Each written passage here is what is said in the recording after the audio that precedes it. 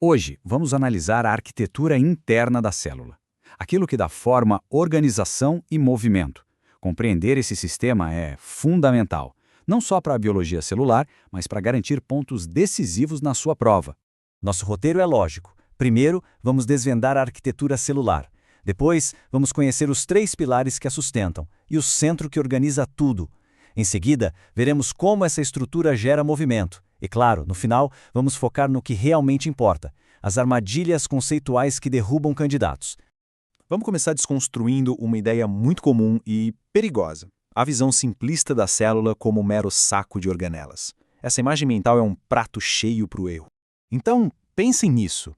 Uma célula é só uma bolha de água com umas organelas soltas lá dentro, flutuando sem rumo? Essa imagem que muitos carregam. Mas será que a realidade biológica é essa? A resposta é um não, categórico.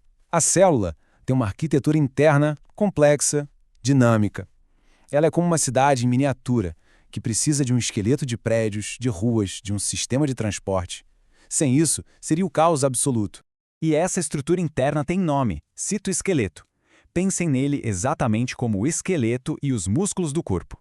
Ele dá o suporte estrutural e, ao mesmo tempo, a capacidade de se mover, de se contrair, de transportar coisas. É a ordem dentro da célula.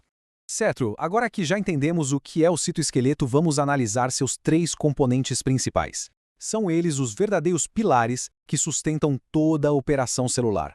Primeiro, os microfilamentos. São os mais finos, feitos de actina. São como os cabos de tensão que permitem que a célula mude de forma, se contraia. Pensem na contração muscular. É pura actina em ação. Eles são a força contrátil da célula. Depois temos os filamentos intermediários. Esses são como as vigas de aço de um prédio. A função deles é puramente estrutural: resistir à tensão mecânica, ancorar as organelas nos seus devidos lugares. Eles garantem que a célula não se desfaça sob estresse. E por fim, os microtúbulos. São os mais grossos, verdadeiros tubos ocos feitos de tubulina. Eles funcionam como as grandes rodovias da célula, por onde vesículas e outras cargas são transportadas de um ponto a outro. Além disso, como veremos, eles formam outras estruturas cruciais. Esse quadro resume o essencial: componente, proteína, diâmetro e função. É fundamental dominar essas diferenças. As bancas adoram criar questões que misturam esses conceitos para testar se o conhecimento é sólido ou superficial. Atenção aqui. Bom, se os microtúbulos são as rodovias, toda cidade precisa de um departamento de engenharia, um centro de controle. Quem organiza a construção e a manutenção dessas vias? É o que vamos ver agora. Apresento a vocês os centríolos. São eles o coração do centrosomo, que é o principal centro organizador de microtúbulos nas células animais. Pensem nos centríolos como o centro de comando, de onde partem todas as ordens para a construção das rodovias de microtúbulos. E é na divisão celular que o papel deles fica evidente. Os centríolos se duplicam, cada par migra para um polo da célula e a partir deles é montado o fuso mitótico, aquela estrutura de microtúbulos que vai separar os cromossomos. É um processo de altíssima precisão. Já vimos a estrutura estática de suporte. Agora, vamos ver o citoesqueleto em ação, gerando movimento. É aqui que a arquitetura interna se projeta para o exterior da célula. Cílios e flagelos são basicamente projeções da célula, como braços ou pernas. E qual a estrutura interna deles? Microtúbulos, claro. A função é uma só: gerar movimento. Seja para mover a própria célula ou para mover fluidos ao redor dela. A diferença é conceitualmente simples, mas é uma pegadinha clássica. Cílios são curtos e numerosos e batem como remos. Já os flagelos são longos, geralmente 1 ou 2 por célula, e se movem de forma ondulatória, como um chicote. Guardem essa distinção. E agora, a parte mais importante: o foco na prova. Vamos dissecar os erros conceituais mais comuns, as armadilhas que as bancas colocam para separar quem realmente sabe de quem só decorou.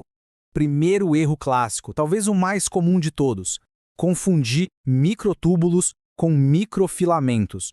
Os nomes são parecidos, mas as estruturas e funções, como já vimos, são completamente distintas. Não, de forma alguma. Um é espesso e oco, feito de tubulina, e serve para transporte e estrutura. O outro é fino e maciço, feito de actina, e serve para contração e mudança de forma. São funções quase opostas, não há margem para confusão.